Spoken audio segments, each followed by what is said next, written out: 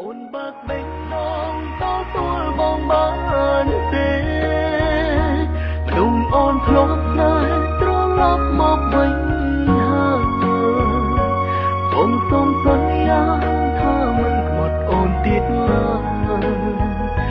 តែអូនដងហើមចុងក្រោយមកលំស្រីអូនបើកបេះដូងស្នេហ៍បងវិញបានទេបងសុំមើលថាមានមេត្តាជាថ្មីឬដល់ពីអាទិត្យជុំកិនណាខ្លីអូនបើកបេះដូងតទួលបងបានទេមនុស្សអូនធ្លាប់ស្នេហ៍ត្រឡប់មកវិញហើយ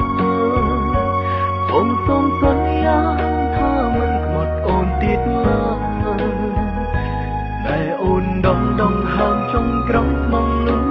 ស្រី